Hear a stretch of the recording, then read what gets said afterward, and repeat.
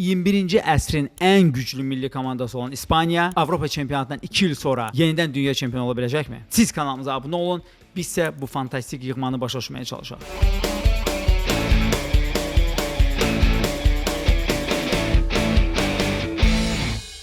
Bu ilk video olduğuna görə biz sadəcə olaraq komandalarla sizi tanış edirik. Nəzərə alaq ki, İspaniya millisinin ilk oyunu Cabo Verde ilə olacaq. Ona görə biz sizin bu video olan reaksiyanızı, ümumiyyətlə İspaniya millisinin olan reaksiyanıza uyğun olaraq komandanın o biri oyunlarını geniş şəkildə işıqlandırmağa çalışacaq.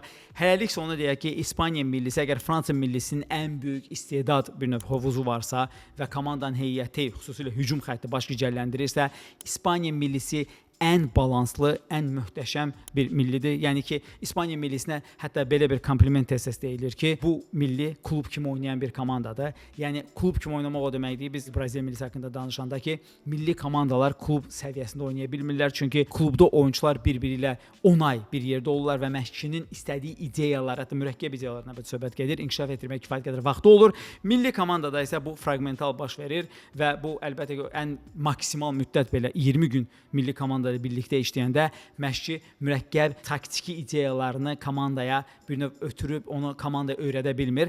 Bu mənada İspaniya milli komandası istisnadır. Çünki biz baxdığımızda mega star olmayan adlar da var, hansı ki komandaya inanılmaz effektivliklə hopur. Bunlardan biri misal üçün Real Sociedad'ın hücumçusu olan Oyarzabal'dır. Çətin ki sizin klubunuzda bir Oyarzabal'ın olmasını siz istəyirdiniz, amma eyni zamanda adam İspaniya millisinin ən vazkeçilməz figurlarından biridir. İspaniyada ən maraqlı məqam əslində qapıçı mövqeyidir. Çünki İspaniyanın 3 qapıçısı var və görünən odur ki, De La Fuentes üçünün içində ən axırıncı yerdə olan qapıçıya etibar etmək istəyir. Belə ki, Barcelonadan Joan Garcia ən yaxşı shot stopperdir. Amma Joan Garcia'nın çox güman ki, hələ ki komandadakı yeri tezdir. Çünki nəzərə alaq ki, ən azından İspaniya millisi Barcelonadan fərqli olaraq yüksək xəttlə oynamır. Yəni shot stopping, zərbə dəf etmək qabiliyyətinə o qədər də belə amansız şəkildə ehtiyac olmur.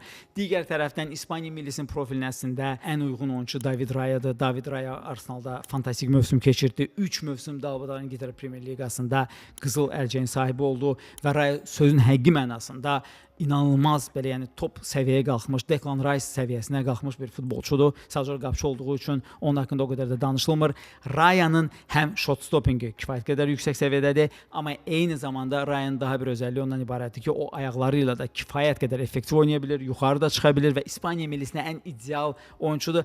Amma pragmatiklik və sabitliyin arxasında olan De La Fuentes Unai Simon'a etibar edir. Unai Simon'un soruşa bilərsiniz gözəlliyi nədən ibarətdir? Onun əslində ayaqları yaxşıdır və məncə də sadəcə məşqçi daha çox bu onunla işlədiyinə görə, necə ki İngiltərə millisində Jordan Pickford var. Burada da bu faktora görə Unai Simon yəqin ki əsas qapıçı olacaq və bu dəyişə bilər bir halda ki, əgər Unai Simon qrup mərhələsində çox kobud səhv etsə, komandanın irəli xətti hər kəsə məlumdur. Burada ən əsas oyunçu sağ cinah winger olan, dünyanın ən yaxşı istedadlarından biri olan əlbəttə ki Lamine Yamal'dır. Sol cinahda çox güman ki biz Nico Williams'ı görəcəyik. Nico Williams uzun müddətdir ki bu mövsümdə zədələrdən əziyyət çəkir. Ona görə istisna etmirik ki 2 il əvvəlki effektivliyinə malik olmayacaq. İspaniyanın orta sahəsi də çox maraqlıdır. Burada Rodri, Fabian Ruiz və Pedri var. Pedri'nin artıq təqdimata ehtiyac yoxdur. Ola bilsin ki Rodri ilə mövqe uğrunda və ya Fabian Ruiz də xüsusilə mövqe uğrunda Gavi'dən mübarizə aparsın. Çünki Gavi'nin mübarizə aparması səbəbi odur ki, həm Rodri,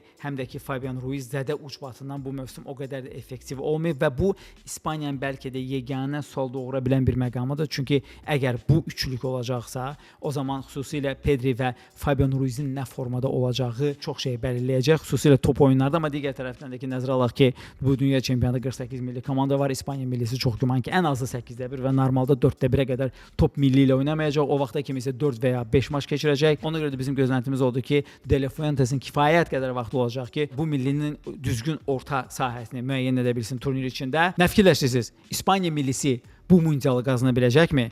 Əgər yoxsa, hansı milli komandanın potensialı var ki, İspanları məğlub etsin? Fikirlərinizi şərhlər bölməsində bildirməyi unutmayın. Videonu bəyəndinizsə adəti üzrə kanalımıza abunə olun və like düyməsini sıxın.